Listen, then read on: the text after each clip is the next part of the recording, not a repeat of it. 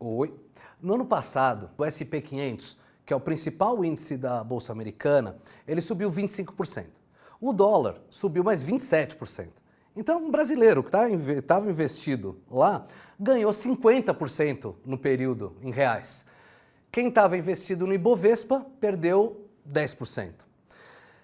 Com tudo isso e muito mais, poucas vezes se falou tanto em investimento em dólar, né, no Brasil, em colocar dinheiro no exterior, dolarizar uma parte do patrimônio. Para falar sobre isso, a gente está aqui com o Caio Fasanella, que é diretor de investimentos da Nomad, uma fintech especializada em serviços bancários e investimentos no exterior para brasileiros. Então, Caio, para a gente começar, qual é a diferença ali entre, falando em renda variável, qual que é a diferença entre investir em BDR e investir diretamente no exterior? Bom, primeiramente, prazer estar aqui com vocês. Muito obrigado pelo convite, Alê. É uma honra estar aqui nos estúdios da InvestNew. E como você bem falou, né, o mercado americano ele teve uma performance espetacular no ano passado, também no ano de 2023. Então estamos aqui para desvendar um pouco do que está por trás disso. E essa primeira pergunta é muito boa, né, porque ao longo aí dos últimos 4, 5 anos, né, esse acesso ao brasileiro para investimentos no exterior, ele se abriu para o varejo e para a alta renda, né? Vamos lembrar que antes estava restrito àqueles investidores super ricos, né, clientes de private banking ou de firmas de wealth management, né?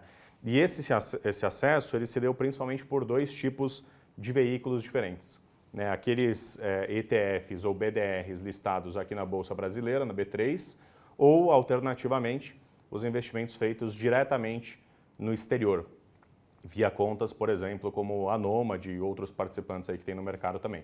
Então, a realidade é que, de fato, hoje o brasileiro ele consegue acessar ou ter essa exposição tanto, né, através da B3 quanto lá fora, e tem prós e contras em cada um dos principais produtos ou veículos. Tá? Acho que o principal fator que, vamos dizer, é negativo para quem está investindo via os BDRs aqui, está muito relacionado à liquidez, né? Bem verdade que no mercado americano a gente tem muito mais produtos disponíveis, a gente vai falar um pouquinho mais sobre isso também. Aqui no Brasil tem uma prateleira de produtos que ela está crescente também, mas muitos desses produtos têm baixíssima liquidez. Então, o que é a consequência dessa baixíssima liquidez? Isso acaba afetando muito o custo das operações, né? Para você montar uma operação, lembrando, você tem que participar daquele mercado que tem oferta e demanda. Então, quanto menos liquidez, você tem menos ponta ofertando, menor demanda do outro lado também. E a gente até vê, né? Então, quando a gente vê, até no home broker fica bem claro, né? Então, quando você vê uma diferença, às vezes, de 1 centavo entre a maior compra e a melhor compra e a melhor venda, quando a liquidez é muito alta. Aí, no caso da liquidez baixa, essa diferença começa a ficar grande, né? Significando que na hora da compra você vai ter que comprar com ágio e na hora da venda com deságio maior, né? Exatamente. Então, isso, o que está por trás disso acaba ficando um pouco mais caro para você montar uma posição e depois, quando você vai desmontar, quando você vai vender o ativo, acontece a mesma dinâmica. Então, você acaba pagando um pedágio ali também.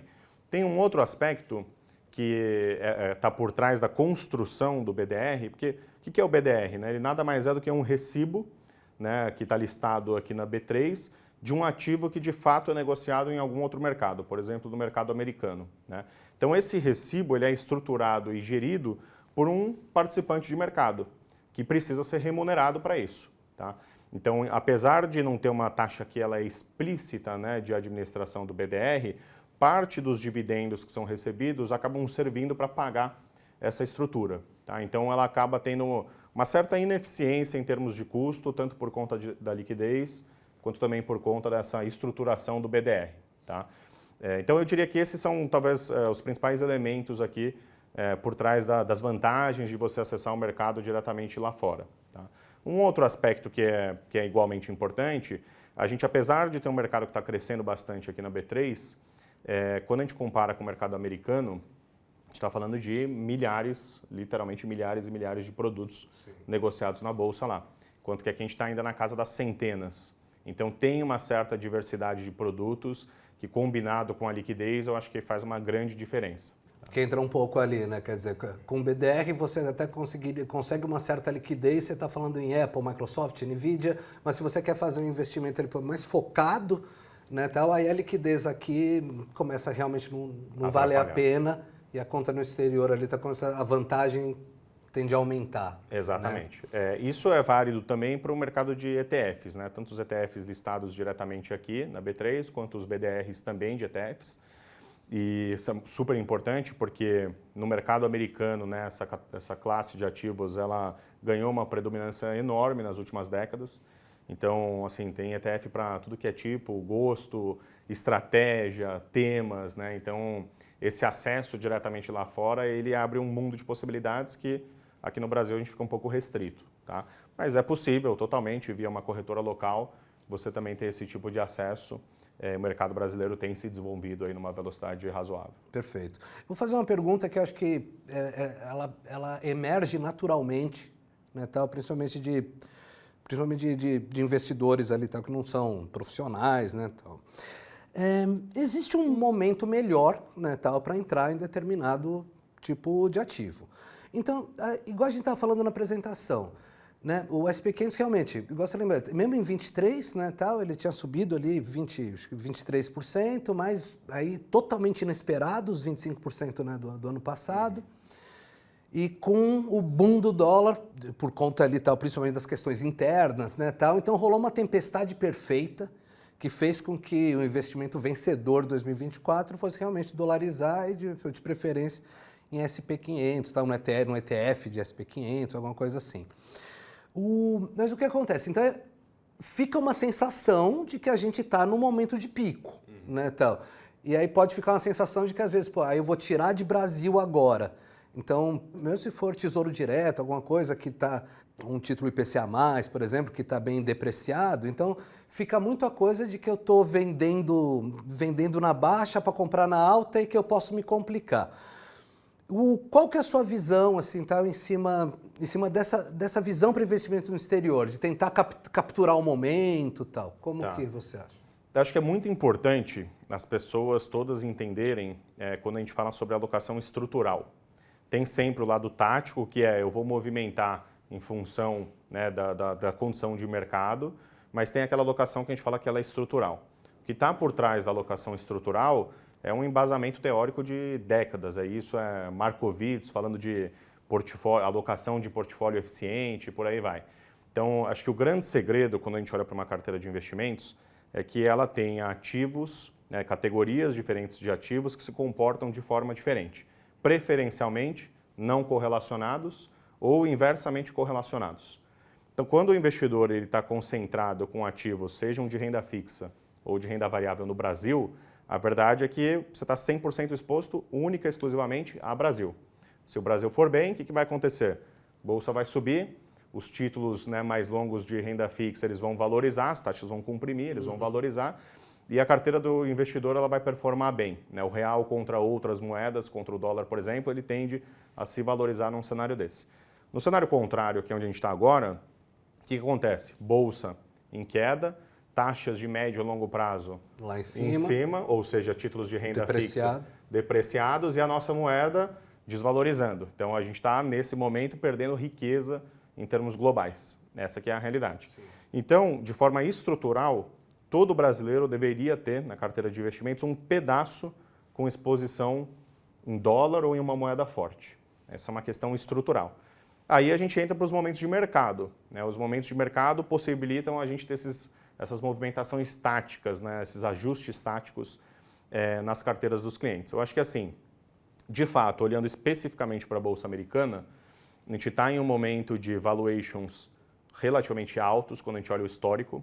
Se a gente pegar, por exemplo, um índice de avaliação importante, que é aquele preço dividido pelo lucro, o S&P 500 está em torno aí de 30 vezes. Tá, né? Que é mais do que a média histórica, né? Mais do que a média histórica. A média histórica está ali por volta de 15, né? 15 a 20 fica em torno da média. Então a gente está, né, claramente acima da média histórica. Isso indica que os preços não estão baratos. Né? Essa é a conclusão que a gente pode pegar a partir daí, é isso. Tem um outro lado, uma outra força que está impulsionando isso para cima, nesses indicadores para cima, que é principalmente tecnologia. né? Então a gente tem aquelas empresas de tecnologia que estão tendo uma performance extraordinária, né? Muito por conta do tema da inteligência artificial. E essas empresas hoje têm uma participação no índice americano muito grande e acabam puxando o índice inteiro para cima. Então, quando a gente olha o histórico 23 e 24 das bolsas americanas, foi muito concentrado e muito puxado por essas empresas de tecnologia. Então, tentando responder a sua pergunta sobre a alocação mais tática agora, eu acho que o investidor tem que levar em consideração isso, tem que acompanhar de perto esses movimentos de tecnologia para ver se de fato essas empresas estão entregando crescimento, resultado, margem, né? Se continuarem, parece que a gente está num ambiente ainda saudável, não tem uma grande preocupação de bolha, um exagero nos mercados, mas acho que é sempre bom ficar de olho. Agora, tem uma outra classe super interessante, que é raro a gente ver isso no mercado americano, que é a renda fixa. Historicamente, Estados Unidos, taxas super baixas de curto prazo, taxas de longo prazo também baixas. Agora a gente está no momento de taxas altas. Contrário, né? Contrário. Então, para quem... É até no ponto que eu queria entrar agora mesmo. Justamente que o momento é muito especial, até para o investidor mais conservador, que está a fim de dolarizar uma parte do patrimônio, sem arriscar ele no mercado de ações.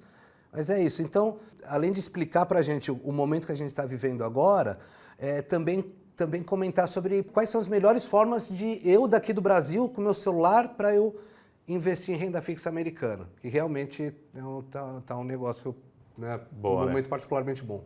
Eu acho que assim, para o investidor conservador, que convenhamos, é boa parte, né, da população brasileira, ela está muito, vamos dizer, até bem acostumada com a renda fixa aqui no Brasil, né, que tem taxas de juros em geral elevadas, né, tem muita exposição a produtos pós-fixados, o que traz uma segurança para o investidor brasileiro. Então, como consequência, a gente tem um perfil, na média, mais conservador.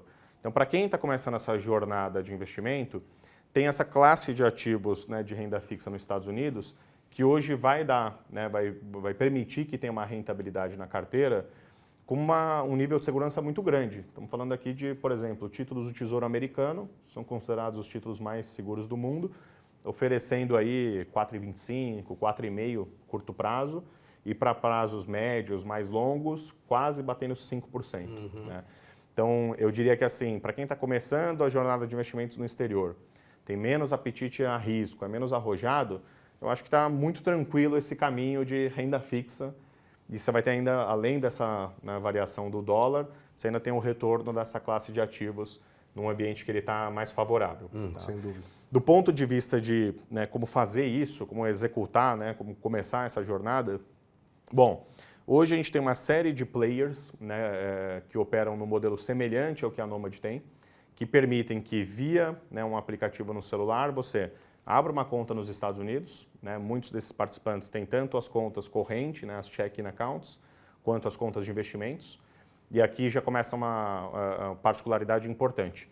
Quando você manda câmbio para a conta de investimentos, o IOF ele é reduzido, ele é 0,38%. Perfeito. Quando você manda para a conta corrente, para check-in account, quando a finalidade é usar esse dinheiro, por exemplo, numa viagem, o IOF é mais caro, 1,1%. Então, é importante já começar prestando atenção. Tá. E até para o pessoal entender bem, assim, né? O dinheiro na check-in account, que é na conta corrente, ele é o dinheiro que vai municiar o teu cartão de débito lá fora. Exatamente. Né? Quer dizer, você abre a conta aqui no Brasil, faz tudo aqui no Brasil, só que está tudo sendo registrado lá, aí você já viaja com o seu cartão, opera o débito lá fora, né? Mas se você fala, pô, não é viajar que eu estou pensando, é investimento, você colocando direto só na conta investimento, você não tem que pagar o IOF cheio, né? Então você paga só 0,38. Exato, exatamente. Na ida e na volta. Na ida e na volta, correto, exatamente. Um aspecto que é importante é, quando você manda o câmbio para a conta de investimentos, você precisa de fato investir o dinheiro. Né? Não pode ter aquela... Ficar parado lá. Ficar parado e depois usar o dinheiro sem ter investido. Né? O propósito, quando você manda para lá, é de fato investir esse dinheiro. Funciona, inclusive, bem para quem quer ir, por exemplo, viajar, se você se programar com antecedência. Aliás, essa é uma ótima estratégia. Né? Você começa a fazer uma poupança alguns meses antes, investe em um produto super seguro de renda fixa, aproveita o IOF reduzido, os juros da renda fixa, depois quando você for viajar, você saca para a conta corrente, para check-in account e usa o cartão de débito. Tá? Então, essas contas, né, esse tipo de arranjo, ele já está ficando bastante popular, vamos dizer assim, né, um acesso ele é gratuito na maioria dos casos, né, não tem aquelas taxas super altas de abertura de conta, historicamente até eu cheguei a ter uma conta 10 anos atrás em um banco de fato americano, né? Para abrir a conta eu tive que ir na agência bancária nos Estados Unidos, eu fiquei umas 2, 3 horas, né, convencendo o gerente de que um brasileiro podia ter conta corrente nos Estados Unidos, que podia, sair com a conta aberta. Teve que assinar 2 toneladas de papel. Papelada, exatamente. E depois eu tive um outro problema, que era o aplicativo do banco americano não funcionando na loja, né, na loja brasileira do celular. Então isso gerava alguns problemas para eu conseguir movimentar o meu dinheiro. Outro ponto era o SMS para validar as transações. Eu não tinha um chip americano. Ai, caramba. Então isso acabava atrapalhando um pouco essas movimentações. Mas hoje em dia, esse processo de abertura de conta, ele é totalmente digital, né? Na maioria das instituições ele é muito rápido, muito fácil, né? Tem todas aquelas validações antifraude, então é um processo seguro, tá? E aí o cliente ele acaba saindo de fato com uma conta num banco americano e com uma conta numa corretora americana que permite ter acesso a esse, vamos dizer, novo mundo de oportunidades lá. Então, é muito simples de fazer isso. Eu diria que qualquer público, né, a gente nem tem uma concentração, pessoas jovens, pessoas mais sênior, é totalmente distribuído e super simples de começar essa jornada. Tá? Sobre as modalidades de renda fixa nos Estados Unidos, né? É engraçado, né? Aqui para o brasileiro ele está acostumado, mesmo que está acostumado a investir, ele está acostumado ali com o Tesouro Selic, né, tal, CDI ali. Que é um pós-fixado e tal. Nos Estados Unidos até existe, né, tal, mas o que existe mesmo é pré-fixado com juros semestrais, né, que no Brasil é mínimo, né, tal. Qual que é a melhor forma? Seria realmente comprar título diretamente, igual você faz no Tesouro Direto daqui, aí você escolhe ali a data de vencimento, tudo, ou algum fundo ali, como que funciona? Você falou muito bem, né? Começam aí as diferenças, né? Aqui no Brasil a gente está acostumado exatamente com pós-fixado, né? Ou seja, aquele comportamento de juros que ele vai acumulando, portanto só sobe, né? No mercado americano a gente tem muito mais predominância de títulos com prazo e taxas pré-fixadas, tá? Então, 2 formas principais que eu diria que o investidor tem para começar essa jornada. A primeira delas é investindo de fato diretamente nos títulos. Então, ali ele vai ter que fazer um papel de escolher quais são os ativos que ele quer investir. Pode ser títulos do Tesouro Americano, também são acessíveis, né? Em geral, a gente vê nas diferentes plataformas, mas começando a partir ali de $1.000 para investir em título diretamente, tá?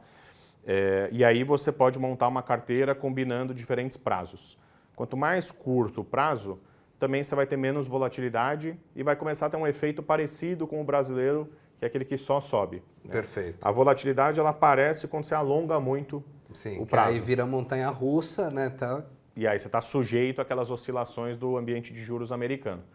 Então essa é a primeira forma, eu diria, ela tem algumas vantagens, tá? Especialmente na questão da distribuição dos juros ali, é bastante eficiente, você não tem a tributação, imposto de renda retido na fonte. Mas você tem uma outra categoria, que essa é uma categoria que a gente é fã, que são os ETFs. E aí, no mercado americano, a gente tem centenas e centenas de ETFs. Em geral, esses ETFs são negociados no mercado fracionado a partir de $1. Então, é extremamente acessível. Daí você tem de tudo, né? Tem ETFs com exposição só ao Tesouro Americano de curto prazo, tem ETFs com exposição a médio e longo prazo, ETFs que investem em crédito privado, seja de qualidade alta ou aqueles que têm mais taxa, mas que também têm mais risco. Tem inclusive ETFs que investem um pedacinho no índice S&P 500 ou em algum outro índice de bolsa e aí um outro pedaço em renda fixa. Então essa segunda forma de acessar o mercado, ela é extremamente eficiente do ponto de vista de colocar o dinheiro, né, da acessibilidade e também de você delegar esse trabalho de gestão para um gestor profissional. É um aspecto importante. Os ETFs, tanto nos Estados Unidos quanto aqui no Brasil, têm taxas de administração super baixas. É um produto muito eficiente. Então, acaba que ele ocupa um espaço importante que seria, por exemplo, de você investir via um fundo fora da bolsa. Que você vai pagar 2% ali, né? Exatamente. Então, eu diria que para quem está começando essa jornada e quer entrar em renda fixa, tem essas duas claras opções. Ou você monta uma carteira com títulos diretamente, ou pode começar via ETFs. Parece um ótimo começo para a gente, porque realmente esses mínimos são super acessíveis. Eu acho que o investidor ele vai começar a ter uma experiência bastante positiva, né, se conseguir investir em bons produtos. E talvez, então, o produto mais parecido com um fundo DI que você teria seria um ETF com títulos curtos, né? Porque aí você não teria volatilidade, ele tende já ir subindo, porque os títulos estão maturando, né? Exatamente. Então, quer dizer, você já é o mais próximo do cash ali mesmo. Esse, na verdade, é o produto, né, ou a classe de produtos número 1 que a gente tem em termos de interesse dos Legal. nossos clientes. São ETFs de tesouro americano com títulos de curto prazo. Um aspecto importante que é, apesar deles serem de curto prazo, o gestor faz o papel de ficar recomprando, né? O ETF em si, nesse caso, ele não tem vencimento, tá? Então, o que o gestor faz? Ele compra títulos, vamos dizer, de 2 meses, 1 mês ou 3 meses, e aí quando esses títulos vão vencendo, dentro do fundo, ele recompra. Então, ele fica girando uma carteira de curtíssimo prazo. Então, ele dá um efeito semelhante, sim, ao CDI, aqui ao CDBDI que a gente tem no Brasil, só que com a que exposição... vai, mesmo sendo exposição num pré-fixado, mas prazos curtinhos, ali vai girando e o dinheiro vai aumentando. Vai aumentando, né? Exatamente. Legal. Parte tributária. Então, quais são os grandes cuidados ali e tal? Quais são as surpresas que um brasileiro pode ter e quais são os cuidados, então? Boa, essa pergunta eu acho que ela é a primeira, número 1, assim, que a gente recebe dos clientes. Primeiro ponto, né? Lá atrás, alguns anos atrás, as pessoas tinham medo dessa questão de investimento no exterior, porque isso estava muito associado com estruturas offshore, lavagem de dinheiro e etc. Na realidade, isso não tem absolutamente nada a ver com o que a gente está falando aqui, né? Você abre a conta numa instituição americana, né, regulada por órgãos americanos, numa estrutura que é totalmente permitida. O brasileiro, quando ele tem a residência fiscal dele aqui no Brasil, paga impostos no Brasil. Então, tem uma preocupação de alguns clientes falando, vou ter que passar a reportar para o fisco americano? A resposta é não. Você está brasileiro residente fiscal aqui no Brasil, reporta para o fisco brasileiro. Teve uma mudança importante nos últimos meses, que afeta já o imposto de renda, né, para quem vai declarar agora em 2025, que foi a unificação, né, ou a consolidação de ganhos e perdas na base anual, tá, aqui no Brasil. Lembrando, anteriormente, o que a gente tinha? A parte do relatório ia para o Carnê-Leão mensalmente, tá? E quando você tinha uma venda com ganho de capital, ia lá para o GCAP. Então, esse processo de declaração de imposto de renda ele foi muito simplificado e eu acho que isso favorece muito essa classe de ativos. Então, resumindo, você vai somar tudo que teve de ganhos e perdas no ano acumulado para investimentos no exterior. Sobre aqueles ganhos, você aplica uma taxa de 15%, que é equivalente a outros produtos de investimento aqui no Brasil. Sim. Então, eu diria que ficou, né, simples para o investidor fazer esse trabalho. E, claro, né, essas empresas brasileiras, em geral, todas elas acabam fornecendo os relatórios em português, levando em consideração, né, a regra tributária brasileira e com, inclusive, né, o câmbio de compra e de venda dessas operações. Essa é uma vantagem quando você acaba operando via um player, né, brasileiro ou que tem essa atuação aqui no Brasil, em comparação com instituições que são puramente americanas, né, porque ali não tem esse preparo, esse cuidado com o imposto de renda local. Né? Ninguém vai facilitar ali, né? Você teria que fazer tudo no braço. Manualmente. Teria que ser superpoderes de contabilidade ali. Exatamente. Tem um ponto ali que dividendos, né, tal, já pega 30% na fonte, né? Pega. Para quem está investindo em produtos que distribuem dividendos, vou citar aqui alguns exemplos, né? ETFs de curto prazo do Tesouro Americano. Tipicamente distribuem dividendos mensalmente. Tá? Então, o que acontece? Ali você já tem a parcela de dividendo cheia, que cai na conta, e 30%, que é a tributação feita na fonte nos Estados Unidos, retido lá fora. Tá? Então, isso vai ser levado em consideração quando você declarar aqui no Brasil, como um imposto que já foi pago, e você pode compensar ele aqui no Brasil. Tá? Por padrão, um não residente investindo no mercado americano tem essa tributação feita diretamente na fonte. Tá? Então, existe essa dinâmica entre os dois mercados, mas lembrando para o investidor brasileiro, só reporta aqui para o Brasil. Você pagar 30 na fonte lá, você não vai pagar mais 15 na hora que entra aqui. Exato, é compensável com o que já foi pago lá fora, nos Estados Unidos. Perfeito. Para quem olha para o longo prazo, qual que é uma pergunta que fica mesmo assim, aqui na cabeça, qual que é a porcentagem ideal para dolarizar seus investimentos? Essa pergunta é complexa, ela depende de inúmeros fatores. Tá? Acho que o principal fator é o quanto de exposição a vida da pessoa tem em dólar. Então, um exemplo, pessoa que tem uma ambição, um objetivo de morar no exterior, trabalhar no exterior, está comprando bens no exterior, ou quer mandar o filho, por exemplo, a família fazer algum curso e etc. Isso claramente influencia essa parcela de dinheiro que deveria estar alocado fora. Mas assim, de modo geral, quando a gente olha a nossa vida no Brasil, desconsiderando todos esses fatores, a gente tem um efeito na inflação em torno de 20% a 30% da cesta, ela é impactada por produtos dolarizados. Então, para fazer um hedge, eu diria que 20% a 30% ele deveria ser o ponto de partida. Para seguir essa lógica. Para seguir essa lógica de proteção da carteira. Tá? Agora, quem viaja muito para fora, quem consome muito produto do exterior, acaba tendo, vamos dizer, um passivo maior no exterior, então esse hedge ele deveria ser maior. Tá? Mas eu acho que assim, isso depende muito daquilo que a gente chama de suitability do cliente, que é entender muito bem quais são os objetivos, qual que é a tolerância a risco, para você conseguir realmente cravar ali um número. Porque é isso, né? Até você chegar no caso extremo, que a pessoa que planeja, se a pessoa planeja uma vida lá fora, o investimento em real vira um investimento especulativo. Também não é ideal você dolarizar tudo, assim, né, tal, você vivendo aqui. Então, você ter mais um hedge mesmo, né, tal, e tipo, para proteger o fator inflacionário. Exatamente. E nesse aspecto, teve, ao longo dos últimos anos, mudanças importantes no ambiente regulatório brasileiro.